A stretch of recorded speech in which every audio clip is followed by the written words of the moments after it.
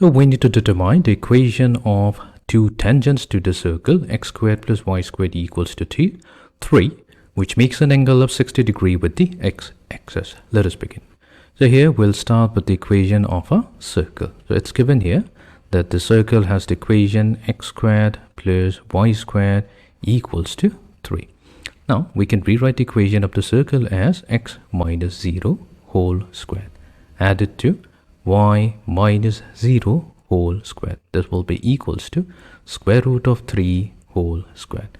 So we have written the equation of the circle in its standard form. So this is going to give us the coordinates of the center of the circle.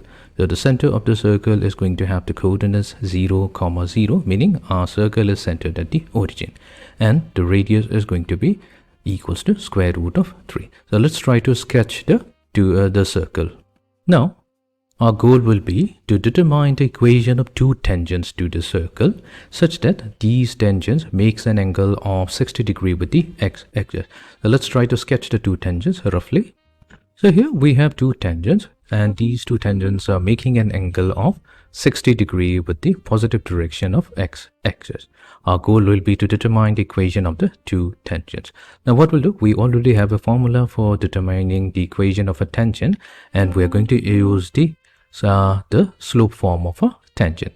The slope form of the tangent is given by the equation y equals to m times x plus minus r, which is the radius of the circle, times the square root of 1 plus m squared. So this is the standard formula for finding out the equation of the tangent line, and that's known as the slope form. So that means we will be needing to find out the value of the slope as well as the radius of the circle.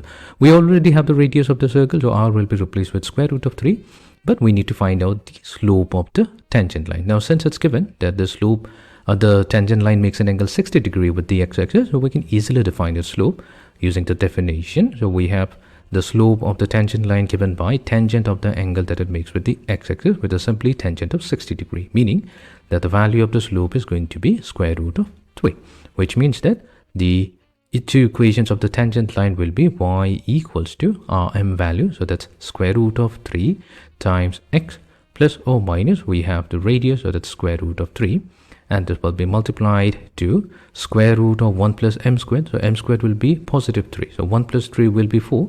So taking the square root of 4 gives us simply 2. So this is going to be the equation of the tangent. So we have one tangent having the equation square root of y equals to square root of 3x plus 2 times square root of 3. And the other equation is going to be y equals to square root of 3x minus 2 times square root of 3. So clearly, if we consider the tangent as tangent line as L1 and L2, L1 is going to have a negative slope, so its y-intercept will be negative 2 times square root of 3, and the line L2 is going to have a positive intercept, so positive y-intercept, so its equation will have a positive y-intercept value.